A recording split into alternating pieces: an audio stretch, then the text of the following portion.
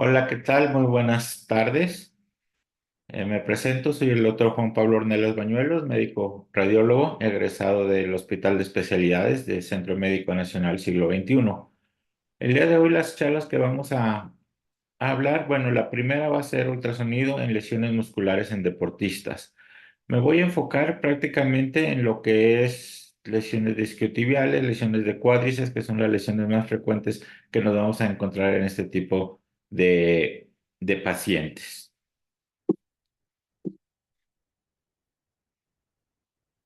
Entonces, como una pequeña introducción, bueno, la importancia clínica que tiene las lesiones en el cuádriceps y en el isquiotibiales en el deporte, bueno, pues es muy importante. Como les contaba, son las estructuras musculares que más frecuentemente se nos van a lesionar. Entonces, aquí las ventajas que tenemos con el ultrasonido para detectar patología en estas estructuras es que es un método dinámico, accesible, que nos da muy buena resolución, que nosotros podemos provocar la lesión con la ecografía, podemos simular el movimiento donde se lastimó el paciente para ver qué es lo que está pasando con esa estructura, ¿sí? Principalmente hablando aquí de lesiones musculares, pero también lesiones tendinosas. Entonces, empezando con el cuádriceps. Su función principal, obvio, es la extensión de la rodilla, la flexión de la cadera, ¿sí? Tiene eh, eh, varios músculos, el cuádriceps, el recto femoral es el que se va a encargar de lo que es la extensión, y los músculos vastos son extensores de la misma rodilla. Entonces, en general, todo lo que es el músculo del cuádriceps, bueno, va a ser esencial para lo que es la marcha, la carrera, el salto, incluso para la estabilidad postural. Entonces, de ahí la importancia de estos músculos, principalmente el recto femoral, que es el músculo que tiene mayor fuerza en la región anterior del muslo. Hablando de los músculos posteriores, que son los isquiotibiales, bueno, básicamente son tres músculos que vamos a valorar, que es el bíceps femoral, que es el semimembranoso y el semitendinoso. Estos músculos, bueno, se encargan de lo que es la extensión de la cadera y la flexión de la rodilla, perdón. Entonces, existe una muy alta recurrencia de lesiones, principalmente a nivel de los isquiotibiales. Sí, los del cuádriceps son un poco más potentes, más fuertes, pero también se llegan a lesionar. Antes que todo, bueno, hay que ver lo que son hablar un poco de lo que es el músculo como tal. Sí, normalmente la estructura muscular la vamos a ver como un fiel reflejo en cuanto a en cuanto a su anatomía, en donde vamos a ver, ese es un eje largo donde las líneas ecogénicas, obvio, corresponden con tejido conectivo, ¿sí? Siempre vamos a tener nuestros bordes en el músculo, ¿sí? Nuestras fascias y estas imágenes ecogénicas que corresponden con tejido conectivo y todo lo hipocogénico que vemos alrededor de esas imágenes lineales, bueno, corresponde propiamente con la fibra muscular, así que es la que se va a llegar a romper o se va a llegar a lesionar y nosotros debemos de identificar de forma correcta, así esas estructuras, y cuando lo veamos. Por lo general, como les comentaba, el músculo, bueno, va a reproducir fielmente lo que es la estructura anatómica, ¿sí? Del músculo, o sea, lo que es la ecografía. Es importante siempre realizar estudios comparativos, estudios en eje largo y en eje corto, hacer maniobras dinámicas con compresión, con contrarresistencia, para valorar cómo está funcionando esa estructura muscular, como les había como comentado. Sí, hacer el estudio de forma dinámica con el paciente relajado y el músculo relajado también y haciendo maniobras con contracción, con contrarresistencia con el traductor. Podemos estar haciendo excéntricos también para estar viendo qué es lo que pasa con la estructura muscular. Bueno, entonces, conociendo el músculo en el eje largo, como se lo mostré hace rato, vamos a identificar siempre nuestro patrón en pluma, ¿sí? O patrón en penacho que le llaman, donde como comentábamos, ¿sí? Las imágenes ecogénicas corresponden con tejido conectivo que van hacia una misma dirección. Las imágenes hipoecogénicas alrededor corresponden en sí con con la fibra muscular. Se le llama patrón en pluma, patrón en penacho, precisamente por el patrón que sigue una pluma. Sí, aquí estamos viendo varios plumajes en donde se fijan cómo viene la dirección. Sí, que esto simularía el tejido conectivo. De ahí que en el eje largo siempre vamos a hablar de ese patrón en pluma, y en el eje corto vamos a hablar de la imagen en cielo estrellado. Sí, eso es en referencia a esta pintura, La Noche Estrellada de Vincent Van Gogh, en donde observamos digamos, las fibras o lo que es el tejido conectivo en el eje largo. Bueno, en el eje corto lo vamos a ver redondeado, ¿sí? Simulando las estrellas en esa pintura, y todo lo oscuro corresponde igualmente con tejido conectivo. Entonces, siempre vamos a visualizar estas imágenes tanto en eje largo como en eje corto, donde vamos nosotros a hacer maniobras con compresión, fijándonos siempre en lo que es la unión miotendinosa, siempre las zonas más débiles del músculo, y que debemos nosotros de valorar en todo momento es en la unión miotendinosa y hacia las diferentes fascias, ¿sí? Hacia los bordes faciales de la estructura muscular. Entonces, hablando de lo que es la anatomía geográfica, empezaremos con el cuádriceps. El cuádriceps, que está formado por cuatro músculos, que son el recto femoral en la región anterior, el vasto lateral, que está en la parte externa, el vasto medial, que está en la parte interna, y el crural o vasto intermedio, que va posterior a estas estructuras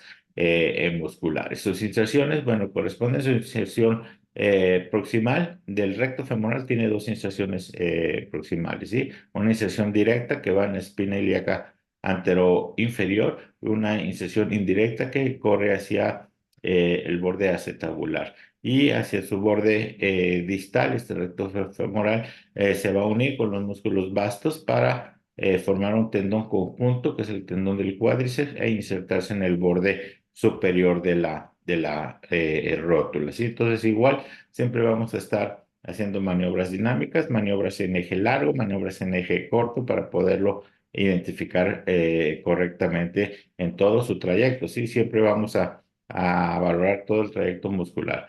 Ahora, en la región posterior, hablando de los músculos isquiotibiales, bueno, son tres músculos, ya les comentaba. El bíceps femoral, que a su vez son dos músculos, una cabeza larga y una cabeza corta. El semitendinoso y el semimembranoso. En la inserción proximal de esas estructuras musculares hay una inserción común entre lo que es el bíceps femoral en su cabeza larga y el semitendinoso, y a un lado viene la inserción del semimembranoso, esto a nivel de la tuberosidad isquiática. ¿Sí? Después, a nivel distal, bueno, tiene sus inserciones cada uno diferente. El semimembranoso tiene varias inserciones, pero en general se va a insertar en la meseta tibial. El bíceps femoral bueno, semimembranoso hacia la región medial, al igual que el semitendinoso, que se ve más superficialmente y se va a insertar en la pata de ganso junto con el tendón del recto interno y el tendón del sartorio. Entonces, prácticamente el bíceps femoral se va a ir hacia la parte externa, donde ambas cabezas se van a unir en el tercio inferior, y se van a insertar en lo que es la cabeza del peroné. Entonces, para nosotros valorar esa parte distal del bíceps femoral, podemos tomar como referencia el nervio ciático. A nivel proximal vamos a identificar la inserción o la inserción común o el tendón común del bíceps femoral con el semitendinoso, y posteriormente al nervio ciático vamos a estar viendo el aductor magnus, y vamos a seguir ese bíceps que se va a ir por ese nervio ciático que se va a ir por debajo del bíceps femoral. Cuando el bíceps se va a dividir en cabeza larga y cabeza corta, es cuando vamos a ver que también se divide el nervio ciático en el tercio inferior, en el peroneo. Se divide en el nervio peroneo común y en el nervio tibial. Entonces ahí es donde vamos a ver que se separan también ambas cabezas del bíceps, y van a hacer su unión conjunta para insertarse en lo que es la cabeza del peroné. Entonces, anatómicamente, ¿cómo vamos a ver el cuádriceps? Les comentaba, a nivel proximal, vamos a identificar nuestra, mm, nuestra inserción común, ¿sí? De lo que es el recto femoral. Esta es la inserción directa. Esta es la espina ilíaca antero-inferior. Y viene, aquí vemos una hipocogenicidad, porque aquí es donde se va a separar un poco lo que es el tendón indirecto para irse hacia la parte acetabular. Pero esta es la parte tendinosa donde la vamos a ir siguiendo y vamos a caer en sí a lo que ya es la parte del cuádriceps como tal. Es importante visualizar esta línea ecogénica que corresponde con parte o corresponde con la parte tendinosa, ¿sí? Del tendón, donde se une en directo e indirecto. Entonces, guiándonos con esta imagen ecogénica, siempre alrededor es donde vamos a buscar lesiones, ¿sí? Ya sea desgarro, ya sea zonas de distensión. Ya les comentaba, las zonas más débiles que vamos a identificar se encuentra a nivel de lo que son las uniones miotendinosas, ¿sí? Aquí estamos viendo un tercio proximal del músculo cuádriceps, del proximal a medio, donde vemos nuestro recto femoral, nuestros músculos vastos lateralmente y todo ese músculo posterior corresponde con el crural, ¿sí? Y aquí vemos el fémur, ¿sí? Así es como lo vamos a ir visualizando. Cuanto a la técnica de cada exploración, los isquiotibiales los vamos a explorar con el paciente en decúbito prono, con traductores de alta frecuencia, explorando de proximal a distal, no solamente en el sitio del dolor o de la molestia, sino que vamos a estar explorando todo el trayecto, ¿sí? De proximal a distal. No siempre donde está el sitio más fuerte de dolor es donde está la lesión, y eso es bien, bien importante nosotros identificarlo a la hora que estemos haciendo el estudio. Vamos a hacer una evaluación dinámica, vamos a hacer contrarresistencia, vamos a hacer contracción del músculo para ver cómo se está comportando. Sí, los isquiotibiales a nivel proximal vamos a ver la inserción común del semitendinoso y del bíceps, y más hacia la parte medial vamos a ver la inserción del semimembranoso, que es un poco superior y es un poco más gruesa que la inserción común de los otros dos tendones. Conforme vayamos bajando, vamos a ir a la parte muscular, así como veíamos en el cuádriceps los cuatro músculos. Aquí estamos a nivel proximal y estoy hacia la parte posterior, un poco cargados hacia la región externa, donde vamos a identificar esto que vemos aquí, es la inserción común, ¿sí? De lo que es, o es el tendón común de lo que es el semitendinoso, que corresponde con esa estructura muscular, y el bíceps femoral, que es esta que está más externamente. Posterior, nuestro marcador, como les comentaba, el nervio ciático, y todo este músculo que está por debajo corresponde con el aductor magnus. Si se fijan, acá hay otra imagen, esta más mi membranoso, el cual a este nivel va a correr por debajo del músculo semitendinoso. No confundirlos eh, con el nervio ciático. Aquí, obvio, pues es mucho más grande el ciático que el tendón del semimembranoso, pero en ocasiones, cuando está engrosado este tendón, se puede llegar a confundir, van uniendo un poco. Debemos de diferenciar siempre lo que es el tendón del semimembranoso por debajo de lo que es el músculo semitendinoso, de lo que es el nervio ciático, junto, ¿sí? Del semitendinoso con el bíceps femoral, y conforme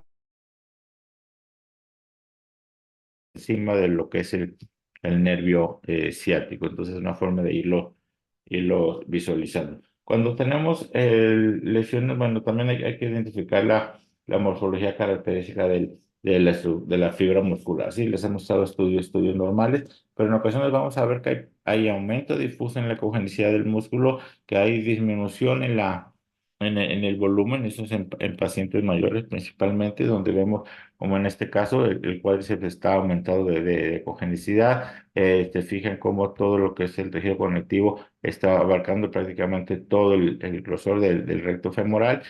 No hay prácticamente fibra muscular. Si fijan, todo está prácticamente blanco. Esto corresponde con cambios por sarcopenia que nos vamos a encontrar frecuentemente también en pacientes, por lo general pacientes mayores que no hagan tanto ejercicio, no lo vamos a encontrar muy comúnmente, aunque también podemos encontrarlo en pacientes que han estado postrados mucho tiempo en cama. Sí, entonces, igual estas son donde como nos lo vamos a encontrar con aumento en el tejido grasoso subcutáneo, con disminución del volumen, con aumento difuso en la ecogenicidad. Sí, eso es común encontrarnos cambios por sarcopenia. Podemos encontrarnos todo lo contrario, ¿sí? Donde vamos a encontrar una hipertrofia muscular en donde si se fijan lo que es el tejido conectivo, pues está muy separada de lo que son las diferentes fibras y prácticamente como es un músculo que está con hipertrofia, lo que vemos es mucho volumen, sí, prácticamente todo lo que es la fibra muscular está muy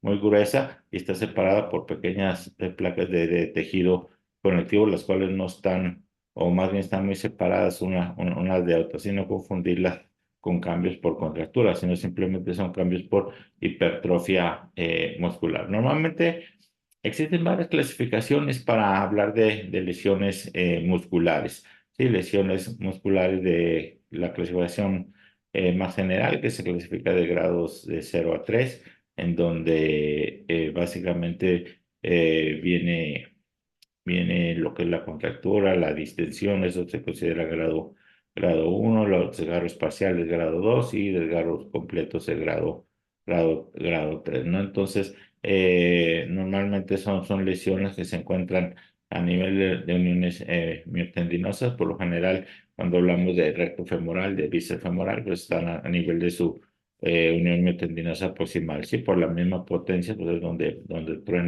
truena el músculo. Es mucho más frecuente cuando se rompe, que se rompe el recto femoral. Y en la región posterior es más frecuente las distensiones, ¿sí? O contracturas también. Entonces, cuando se rompe, bueno, vamos a encontrar algunas hematomas y cosas así. Hablando de una clasificación un poco más específica, bueno, podemos hablar de que existen 6 tipos distintos de desgarros musculares. Sí, empezando por el más frecuente, que es el desgarro miofacial. Este tipo de desgarro miofacial, por lo general, como lo dices, es a nivel del borde del músculo, entre la fascia y el músculo. Por lo general, comprende dos elementos, y la fascia como tal y la fibra muscular. Son lesiones que son de muy buen pronóstico. Sí, por lo general no muestran secuelas, no dejan fibrosis, no dejan cicatrices, ¿sí? Y van a recuperarse en un tiempo relativamente corto, ¿sí? Aquí estamos viendo un ejemplo de un desgarro miofacial, ¿sí? En el tercio proximal del recto femoral, donde vemos la unión miotendinosa y el borde entre la fascia y el músculo, ¿sí? Esta es la imagen donde vemos imagen hipocogénica, heterogénea, aquí ya está en fase de consolidación, pero estamos viendo cómo la lesión. Sí, no siempre lo vamos a ver completamente anecoico. Eso depende prácticamente del tiempo y del hematoma, ¿sí? Donde debemos de tomar en cuenta. Entonces, aquí estamos viendo un desgarro miofascial. Estos por lo general incluso tienden a ser longitudinales, entonces cierran muy en corto tiempo. Estamos hablando de 3 semanas aproximadamente para poder regresar al retro to play, para que ese paciente pueda regresar a la actividad. Y como les comentaba, si guarda bien o si realiza bien lo que es el curso del tratamiento, no va a tener ninguna complicación. Está el desgarro fibrilar. Sí, generalmente el desgarro fibrilar, bueno, es una lesión de tipo lineal, muy fina, con una longitud variable, sí, que por lo general tiene un grosor que no va a exceder los 2 milímetros, y una longitud entre 3 4 centímetros como máximo. Este tipo de desgarro fibrilar ocurre en el espesor de la musculatura. Se va a acompañar de edema perilesional. Su pronóstico también es bueno y no va a dejar secuelas. Y por ahí de repente, cuando miden 3 centímetros, te pueden dejar eh, una cicatriz pequeña, ecogénica, pero que tú la mides con elastografía, no te va a dar fibrosis ni mucho menos. ¿Sí? Entonces, Aquí estamos viendo un ejemplo de este desgarro fibrilar, ¿sí? En donde estamos observando una imagen anecoica de bordes bien delimitados. Aquí estamos viendo cómo está la zona del desgarro y alrededor aumento en la ecogenicidad, ¿no? Entonces, igual este paciente se realizó elastografía. Yo generalmente en todas las lesiones musculares me guío mucho en la elastografía semicuantitativa, principalmente para valorar lo que es el return to play, ¿sí? Para valorar la maduración de la lesión, ¿sí? Para ver si ya está consolidada, para ver cuando una cicatriz ya está cerrada o si todavía es una cicatriz blanda, aunque el hematoma ya se haya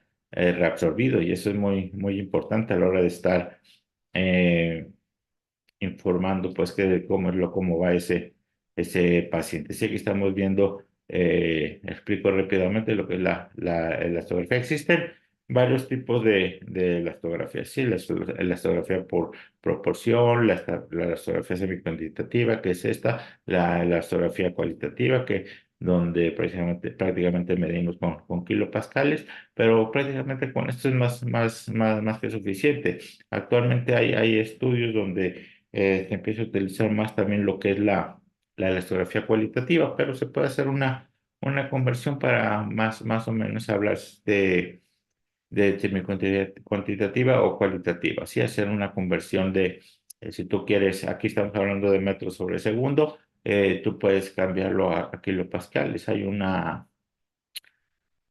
fórmula en donde nosotros prácticamente si tú quieres hablar de kilopascales, vas a multiplicar 3 por metros sobre segundo al cuadrado, ¿sí? Por ejemplo, aquí estamos hablando de 0,4, lo multiplicas al cuadrado, es 0,16 por 3 por 0, pues te da 0. Entonces prácticamente eso te habla de que es un índice bajo. Sí, normalmente cuando estamos hablando de semi-cuantitativa, como es esta, lo normal es entre 1,5 y 3 a 3,5.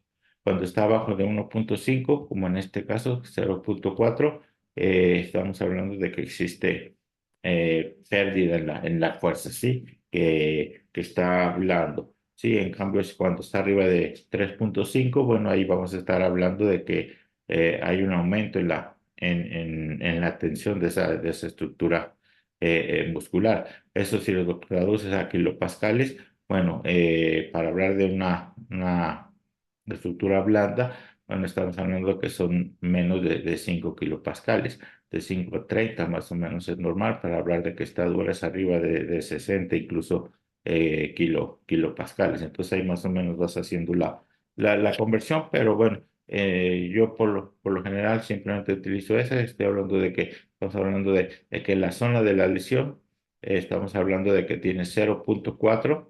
Estamos hablando de que es una lesión abierta, así que no tiene fuerza. Ese muslo se abrió y se relajó. Y obvio, donde relajó alrededor, se va a endurecer para no abrirse más. Entonces igual, si tú mides alrededor, me da un índice de dureza alto de 4,6 más o menos. Entonces, en el tejido alrededor de la lesión. Pero aquí estamos viendo como tal un desgarro fibrilar. Sí, y así en los diferentes desgarros, sí, cuando estemos hablando de elastografía. Viene el desgarro multifibrilar. Sí, que este es un foco lesional de mayor tamaño. Está asociado a edema de una mayor extensión e intensidad. Este tipo de lesiones es más frecuente que te dejen cicatriz y que te hagan fibrosis también. Por eso hay que tener en cuenta la elastografía en estos pacientes. Incluso se te puede llegar a complicar, ¿sí? Por lo general, en el ultrasonido es similar al fibrilar, aunque con varios defectos anecoicos y un mayor edema perilesional. Estas son lesiones que miden más de 3 centímetros. Sí, aquí estamos viendo un desgarro donde vemos diferentes focos. Si se fijan, de anecogenicidad, es un desgarro multifibrilar en el tercio proximal del semitendinoso, en donde estamos observando que hay mayor edema perilesional. Aquí lo estamos viendo toda la zona de edema, ¿sí? La zona de la ruptura en el eje largo, la confirmamos en el eje corto. Incluso vean como aquí me está dando ya un poco de zonas de fibrosis. Entonces, este es un desgarro multifibrilar que me va a tardar un poco más en sanar. Este tipo de desgarros por lo general tardan de 3 a 6 semanas en cicatrizar. Han cambiado un poco lo que son los tiempos que se les da para cicatrización, eso es dependiendo el tipo de desgarro. No es lo mismo un desgarro como el que vimos al principio, que en 3 semanas está, como a un desgarro como este, que es más largo, que abarca un mayor volumen, que te da más edema, que obvio transversalmente te rompe más lo que es la fibra muscular y que tiene varios septos, en donde se te va a tardar entre 5 y 6 semanas en cicatrizar.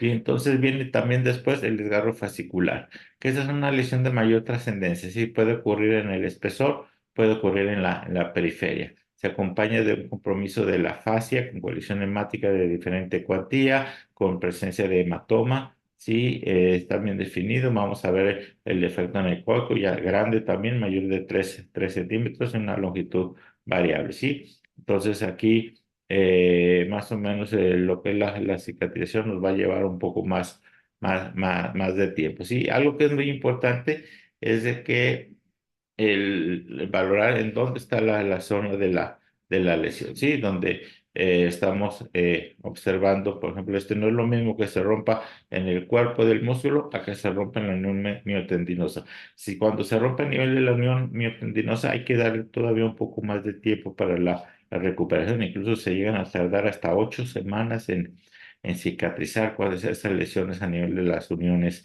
miotendinosas. Y aquí estamos viendo igual con elastografía, la zona del desgarro, sí, la zona de la rotura me muestra una parte donde está más suave, sí, más blando. Normalmente lo que tengo yo en rojo, bueno, es lo más suave, sí, y lo que tengo en azul es lo más duro. Entonces, prácticamente, como les comentaba en el otro caso, la zona más suave que estamos identificando en esta zona en rojo, es la zona donde estamos viendo los hematomas, ¿sí? Donde estamos viendo que no hay no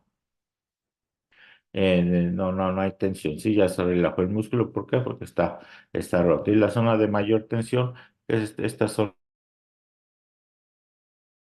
está más duro precisamente para no romperse más. Entonces esto se endurece y nos da un índice de dureza mayor o alto si lo medimos cuantitativamente. Si no, siempre es necesario medirlo. Muchas veces con la colorimetría nos da una pauta de lo que estamos observando. Y después viene esa es una lesión grave, sí, esta te va a dejar algún grado de pérdida de la función, sí, va a haber un desbalance muscular y donde vamos a ver grandes cicatrices, vamos a ver múltiples zonas de fibrosis, estructuras musculotendinosas completas, puede haber zonas de avulsión a nivel de sus inserciones óseas, entonces ahí debemos nosotros de tomar en cuenta eso. Y aquí estamos viendo un desgarro completo del recto femoral, en donde estamos observando la imagen característica de retracción, sí, con su badajo en campana, su hematoma. Pero este es un desgarro completo en el tercio proximal del recto femoral. Esto tarda mucho más en cicatrizar, como decía, te va a dejar complicación, la función va a haber pérdida o bien en la fuerza cuando regrese a la actividad, nos va a dejar zonas de fibrosis, en ocasiones, bueno, hay que valorar si es factible regresarlo sí, quirúrgicamente para tratar de unir o si con medicina regenerativa, que actualmente está muy de moda, se puede tratar a este tipo de pacientes. Sí, ese es otro desgarro también del recto femoral, sí, pero ese es un desgarro crónico. A diferencia del anterior, el cual estaba en fase aguda, ese en fase crónica, donde les comento cómo queda. Sí, este paciente en especial lo enviaron para ver cómo había quedado ya la cicatrización. Ese paciente no se operó, simplemente se trató, se aplicó PRP en la zona de la ruptura, se fijó prácticamente simplemente para que no se siguiera retrayendo, ¿sí? Entonces vemos como ya se fijó el músculo en la parte proximal, en la parte distal, ¿sí? Esta es la zona que quedó de cicatriz. Todo eso, pero ya es una zona de fibrosis cicatrizal que quedó en esa zona, pero ahí donde quedó este músculo ya se volvió funcional, obvio, no con la fuerza o la potencia que tenía antes de la lesión, pero queda un músculo en esa zona pues relativamente funcional, donde estamos observando marcada zona de fibrosis. Sí, en el pasado veíamos el hematoma muy bien marcado, sí, el proceso agudo, un proceso ya crónico donde prácticamente ya está cicatrizado otro paciente. Entonces, es importante también ver en qué, cómo nos va a llegar ese paciente, sí, en qué periodo. ¿Sí? Debemos de tener mucho en cuenta o para qué nos piden los estudios. Bueno, es para nosotros poder valorar y tratar de evitar algunas complicaciones, como lo más frecuente que es la adherenciolisis, que es una reapertura de la cicatriz y se nos puede volver a redesgarrar. La elastografía nos sirve mucho para tratar de evitar este tipo de complicaciones, ¿sí? Para nosotros identificar cómo está una cicatriz y cómo va cicatrizando un desgarro, ¿sí? Para ver si todavía está hablando una cicatriz o si ya se le puede dar fuerza, ¿sí? Entonces, en lo que es la adherenciolisis, bueno, vamos a ver que se abre de nuevo un desgarro. ¿Por qué? Porque no se respetó el tiempo de reposo, porque se regresó a la actividad un poco antes de tiempo o porque el paciente no siguió bien las indicaciones que se le dieron. Sí puede ser incluso este tipo de lesiones de mayor tamaño que la lesión original. Por lo general, son lesiones que se dan ya en la etapa de cicatrización, sí, ya hacia la tercera, cuarta semana, que es cuando ya el músculo está en la etapa de consolidación. Entonces, por lo general, es donde se confía. ¿Por qué? Porque ya no hay dolor. Por lo general, ya la tercera semana el dolor disminuyó mucho, entonces se confían y le empiezan a forzar de más al músculo. Y cuando hay una cicatriz blanda, pues se va a volver a abrir, se va a volver a romper. Entonces, vamos a ver focos de sensación en marginales, en donde vamos a ver zonas abiertas con zonas cerradas. Aquí el problema es de que son lesiones que si normalmente vamos hablando de un periodo de 4 o 6 semanas para cicatrizar, si se vuelve a abrir vamos a hablar de otros 6 a 8 semanas más. Entonces una lesión de un mes nos puede ir hasta una lesión de 3 meses para su consolidación. Entonces de ahí la importancia es de tratar de detectar este tipo de complicaciones a tiempo. Si aquí estamos viendo un ejemplo de un redesgarro donde lo estoy eh, midiendo con la elastografía, donde vemos un músculo heterogéneo, aquí lo vemos, una cicatriz igual, heterogénea, con áreas anecoicas, con áreas ecogénicas, sí, áreas hipoecogénicas de cicatrización blanda, que si tú la mides con la elastografía te va a dar zonas anecoicas, sí, que todavía están abiertas o que se volvieron a abrir, como es todo esto que está aquí en rojo y me da un índice de dureza bajo con algunas zonas de cicatrización adecuada, que es esta parte del medio que ya iba cerrando bien o que va cerrando bien y me da índice de 2.0 y zonas más duras, unas zonas de fibrosis, donde me da índices arriba, índices de 4.7. En ese tipo de pacientes incluso está indicado, por ejemplo, aplicar PRP para uniformar nuevamente la herida y tratar de recuperar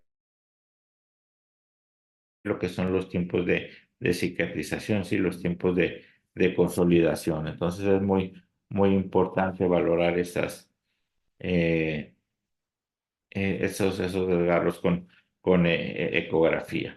Entonces, también vamos a encontrarnos frecuentemente avulsiones, ¿sí? Por lo general, en pacientes jóvenes, niños de 12 14 años, es común encontrarnos avulsiones a nivel del origen del recto femoral, ¿sí? A nivel de lo que es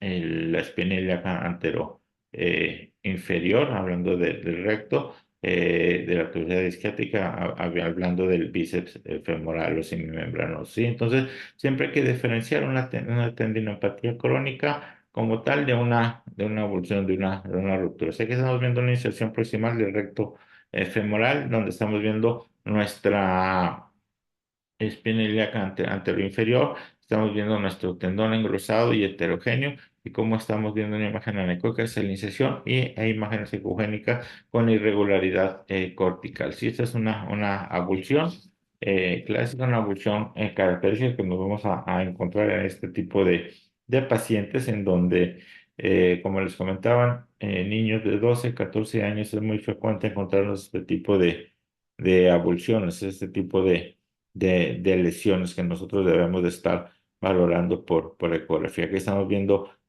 ahora una abulsión con una desinserción parcial del semimembranoso en la región posterior, donde vemos marcado engrosamiento tendinoso. Aquí vemos todo esto corresponde con el tendón del semimembranoso, igual con sus áreas anecoicas por las rupturas que hay en esa zona. La irregularidad cortical, ven cómo está la tuberosidad isquiática completamente irregular, ¿sí? Estamos observando y cómo se observa muy irregular y la zona de la abulsión, ¿sí? Entonces, nos lo podemos encontrar tanto a nivel de inserción del cuádriceps como a nivel de la inserción de los isquiotibiales, como estamos viendo en este caso. Y es importante valorarlo. O sea, que estamos viendo eh, una, una evolución. Aquí estoy todavía más arriba, si se fijan, esta es la espina ilíaca anterior superior. Entonces aquí nos inserta el cuádriceps. Aquí estamos hablando de la inserción del sartorio, que también nos va a dar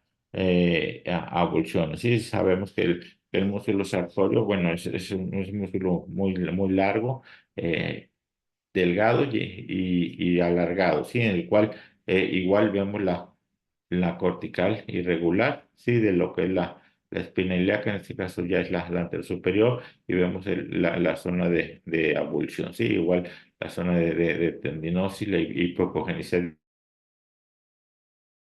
Entonces son sitios muy frecuentes donde nosotros nos vamos a encontrar avulsiones en todo momento. Claro, aquí viene la importancia también de la radiografía. Siempre hay que tomar una radiografía en un principio para poder nosotros de forma correcta, pues poder calificar o poder ver si es un fragmento avulsionado o no el que estamos observando. Y si no tiene radiografía, pues esto para pues tratar de pedírsela también para tomársela, ¿sí? Entonces también es algo muy común lo que es la patología por sobreuso, ¿sí? Donde vamos a encontrarnos las tendinopatías, ¿sí? Una tendinopatía del cuádriceps, ya sea proximal o distal, la de los isquiotibiales a nivel proximal, donde vamos a ver por ultrasonido zonas de engrosamiento, zonas de hipocogenicidad, múltiples calcificaciones, y también puede haber riesgo de ruptura, ¿sí? Ya sea una ruptura proximal, una ruptura distal que nos podemos nosotros encontrar cuando estemos viendo este tipo de problemas, ¿sí? De patología. Aquí estamos viendo un ejemplo de una inserción proximal de lo que es el recto femoral. ¿Sí? Normalmente en la imagen de mi izquierda voy a mostrar la inserción normal del recto femoral, ¿sí? Donde vemos nuestra espina ilíaca anterior-inferior y recto femoral, ¿sí? Con su patrón fibrilar. Incluso aquí hipocogénico que vemos aquí es la inserción indirecta del recto femoral. Se ve hipocogénica por anisotropía, pero aquí alcanzamos a ver la diferenciación entre la inserción directa normal y la inserción indirecta. Y del otro lado veamos una tendinopatía de la inserción directa del recto femoral. Incluso sin medir todavía, podemos identificar nuestra espina ilíaca anterior inferior, nuestro tendón marcadamente engrosado, heterogéneo, sí, con pérdida del patrón fibrilar difuso hipoecogénico que corresponde con una tendinosis a nivel de la inserción. Sí, estas son lesiones por sobreuso, sí, son estar cargando demasiado esa estructura muscular. Entonces aquí hay que tratarlo antes de que rompa. Sí, para que no se nos vaya a romper, que normalmente se nos va a romper aquí hacia el nivel de la unión tendinosa o acá, a nivel de la inserción osteotendinosa. Entonces es donde debemos de estar poniendo especial énfasis y donde debemos de valorar completamente lo que es nuestro tendón, en este caso tendón del recto femoral. Igual si lo vemos en un eje largo, como aquí lo estamos viendo, un tendón normal, y lo vemos en eje corto, ¿sí? Completamente engrosado e hipocogénico ese tendón del cuádriceps,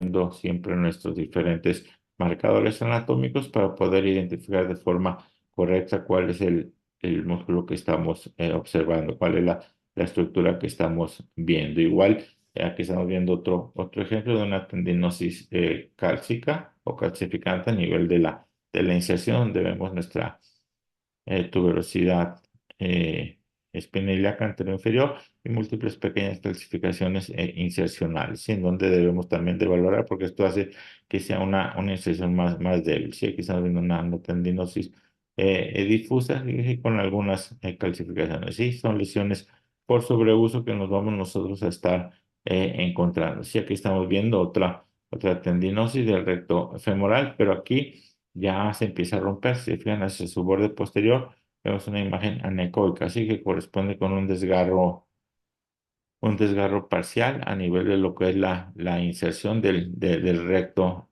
femoral. Sí, aquí estamos viendo que está engrosado, que viene hipoecogénico ese tendón, y la imagen anecoica así a nivel de su borde posterior en la inserción en lo que es la espina ilíaca anteroinferior. Entonces hay que seguirlo en todo momento, hay que identificar todas estas lesiones antes de que de tratarlo lo antes posible. En la región posterior, obvio, también debemos de poner énfasis principalmente también algo que es membranoso, les comentaba, se inserta en la tuberosidad isquiática más superior y medial a lo que es el semitendinoso y el bíceps femoral. ¿Cuál es la importancia de ese semitendinoso? Por aquí, a un lado del semitendinoso, viene el nervio ciático. Entonces, normalmente incluso se confunde mucho las lesiones del piramidal con lesiones tendinosas difusas del semimembranoso. Entonces, es importante mencionar que cuando viene un piramidal, bueno, hay que ver cuál es el origen. Es común que se inflame este tendón del semimembranoso, que haga fibrosis en pacientes normalmente que hacen deporte, que no estiran bien al final, que por lo general calientas bien, pero al final no estiras bien. Ese tendón se va haciendo fibroso, sí, se va a ir engrosando, va a ir haciendo fibrosis, se va a hacer duro esa zona y te va a dar una molestia muy fuerte en la región posterior, medial del glúteo, y puede comprimir a lo que es el nervio ciático y aventarlo contra este músculo de acá, que es parte del piramidal. Entonces, muchos piramidales tienen que ver con el tendón del semimembranoso. Sí, entonces hay que ponerle mucho énfasis en esa zona. Aquí estamos viendo igual una tendinosis con fibrosis. Vean cómo índice de dureza alto está prácticamente en azul, y al hacer la medición me está dando un índice de dureza de 5,2. Y esto me habla de que ese es un tendón con mucha fibrosis en esta zona, incluso hay algunas calcificaciones internas. Incluso vean, aquí estas partes, estos de aquí, es el nervio ciático. Entonces viene el tendón, aprieta el nervio ciático contra el piramidal que viene acá, y te puede simular un síndrome del piramidal, o dar un síndrome del piramidal, pero en el cual su origen viene en la inserción del semimembranoso. Entonces, fue una recopilación rápida de las lesiones más frecuentemente que nosotros nos podemos encontrar en deportistas a nivel muscular. Si se fijan, la ecografía nos ayuda mucho para lo que es la evaluación de estos tipos de lesiones, incluso ayudarnos mucho con la elastografía para nosotros ir viendo cómo va cicatrizando alguna de estas mismas o a estos mismos desgarros para el regreso a la actividad del deportista. Entonces, por el momento, muchas gracias.